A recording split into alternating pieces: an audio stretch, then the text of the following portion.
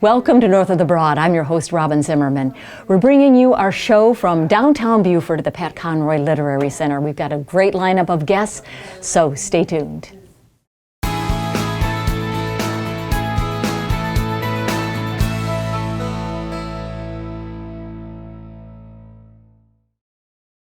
Welcome to North of the Broad. I'm your host, Robin Zimmerman. Our first guest today is Bill Reynolds. He is the owner of Beaufort Tours. Actually started the company about 8 years ago. Been in Beaufort, you said, about 13 years. Yep.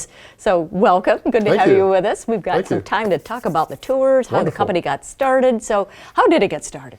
So I was a big fan of the Big Chill. Okay. And when I saw Bay Street for the first time, I'm like, well, that's where the running scene with William Hurt and Kevin Kline was, where they discuss insider stock trading. And so from there, then I said, well, that's the bridge where Forrest Gump was finishing up his cross-country run. And all over Beaufort, there are all these movie locations. For instance, the USC Beaufort Performing Arts Center was the Gump Medical Center in the movie. Oh, wow. So I just put a tour together with all those sites and a few more in there, and that's how we started. But then I learned people wanted history. They wanted history. So it began with a movie tour. And right. you actually, earlier you said it was originally 2 hours. Right. But do you still do just the movie tour? We do a 1 hour history movie tour. Okay, so talk about the different tours. So I have 4 different tours. The 1 hour history movie tour is mostly history with a few movie locations filmed. Well, actually, there are 17 movie locations that we have in downtown Beaufort here that we include. Wow. But we go to the National Cemetery, which was founded by Abraham Lincoln in 1863. We go through the area called the Point, which is where all the nice old antebellum homes are. Yes. And down Bay Street, the High Bluff, and the Secession House, and all over town, all in 1 hour. So that's a pretty comprehensive 1 hour tour of the history of Beaufort. Okay, so that's history and movie. And then we have a 1.5 hour Pat Conroy tour. Okay, right. And that not only covers homes that Pat lived in downtown here, but also includes his high school and the church where his memorial service was, and we go out to his gravesite at the cemetery, a Brick Baptist Church on St. Helena. So, and a lot of people will cry when we get there. Yeah, right. It's very, very moving. Right. And then we have a 2 hour reconstruction tour. Back in January 2017, President Obama started the Reconstruction Era National Monument. And a little bit less than a year ago, that became a National Historical Park. Okay. Actually elevated to National Park status the same day as Fort Sumter in Charleston. Oh, wow. Okay. And so we cover 3 locations that are part of that, as well as we go to the see the tabby ruins of the Sand family house at Daltall Island. Right. And then we also go to the Penn Center, where Laura Town and Ellen Murray were 2 abolitionist missionaries who came down from Philadelphia, and they started educating the newly freed slaves here back in 1862. Wow. And then the Plantation and Gullah tour is very similar, but then we also go to an additional plantation, Coffin Point Plantation. I have a key to go inside the Praise House there.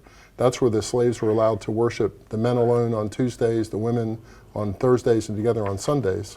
And so it's a praise house on the same spot, same location as the original. It's been rebuilt and pieced together over the years. And it's really moving to go inside. Are there more than one praise So houses? there were 55 plantations in the St. Helena district. Yes.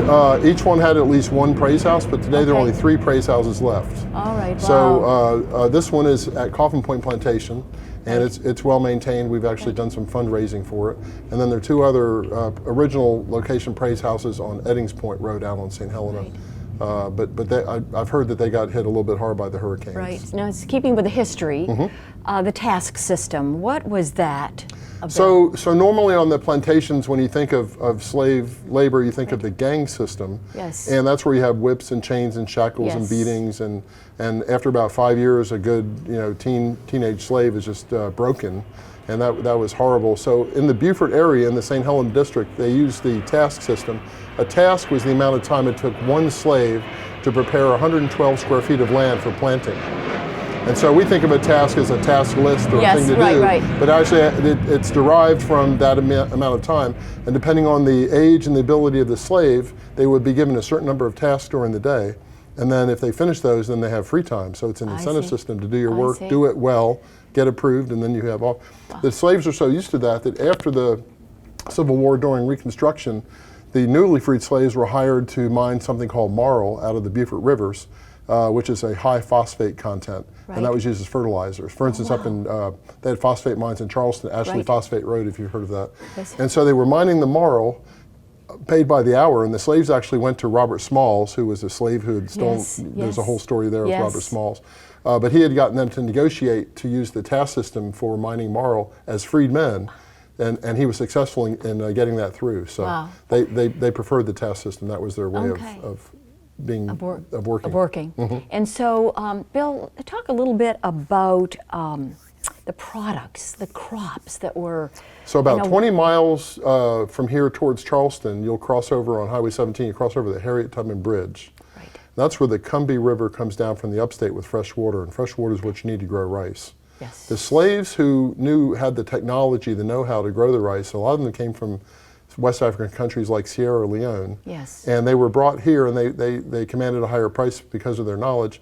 All that land there where the Harriet Tubman Bridge is was cleared tree by slave labor. I went to a lecture by Jonathan Green, who's the famous Gullah artist, and he does a rice culture lecture. And so that's where all the right there at the Combahee River is where all the rice was grown. Well, Harriet Tubman, the reason her name is on the bridge is because during the Civil War, she led the U.S. Navy up the river there to free over 700 slaves in one night in what was known as the Combahee Ferry Raid. And have you seen the film, the movie? Yes, and that is How accurate is that? I good? liked the movie. I thought it was pretty accurate. I wish they would have talked more about the Underground Railroad part. Yes. Yes. I felt like and the movie was called Harriet, so it was Yep. about her. Right. But the Underground Railroad was something. But at the end of the movie, that the raid where they freed the slaves, that was the same raid I'm talking about, the Combahee Ferry Raid. Wow. It was in the movie. Was in the movie. So just so much to talk about. We just have a few seconds left. Anything else about upcoming tours, or I guess the website where we can go to? The website is BeaufortToursLLC.com. Okay. And I have a live calendar of all the tours on the website there. And I'll talk about the new tour. I'm still working on it, Pat Conroy's Charleston tour. Oh. So I do a Pat Conroy's Beaufort tour, but Right. Pat went to the Citadel. So that Yes. tour is going to include a walking tour of the Citadel campus, see the dorm where he lived, and talk about that. And then we're going to also do Leo's newspaper route, which was included in the book he wrote called South Abroad. Right. And also some of the scenes from Lords of Discipline. Wow, thank you So so lovely. much. Bill Reynolds with Beaufort Tours. Thank you very much. Thank you for being with us, and we'll be right back.